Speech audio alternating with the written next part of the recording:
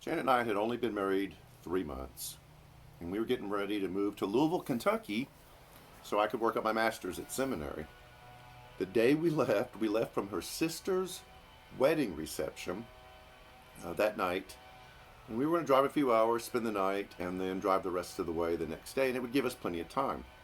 Problem is, along the way, our car kept overheating. And as we drove through Alabama, we stopped every, seemed like 10 or 15 minutes, replaced the thermostat, the water pump, hoses. Finally realized it was the radiator that was clogged, and it was why it was overheating. We left a trail of green all through Alabama as we left money at every rest stop along the way.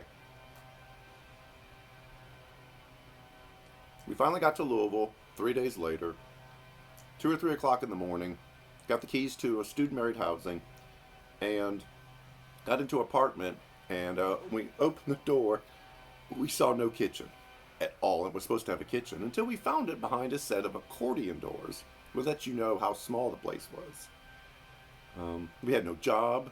We'd never been to Louisville before. We never did an on-site visit. We just went on faith. We're young. We think we know better. It was hard. We really struggled early on, but God provided and took care of us.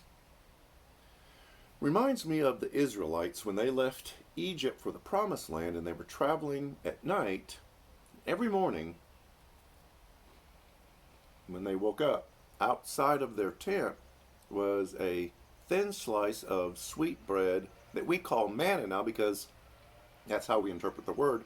But when they saw it in the morning, they called, "What is it?" They'd never seen it before. It was something new to them. And their time of transition, of trying to figure out what it was going to take to move from Egypt to the Promised Land, there was this new thing that God was providing that was helping them through the difficult times. The reason why I think it's so important is as we enter into these extremely difficult times and we're going to figure out what it looks like, that sometimes the provision from God would come in a way that we've never seen before. And something's going to come our way, and we're going to look at it and we're going to go, what is it? And we're going to trust that it's God taking care of us.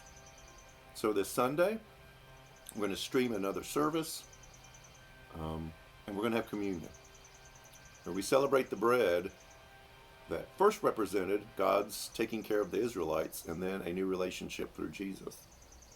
Use whatever you have in your house. Cheerios, oyster crackers, graham crackers, and then whatever you have for the cup.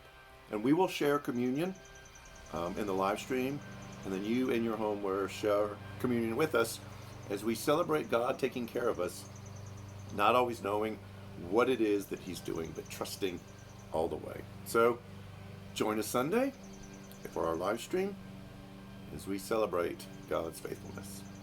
We'll see you Sunday.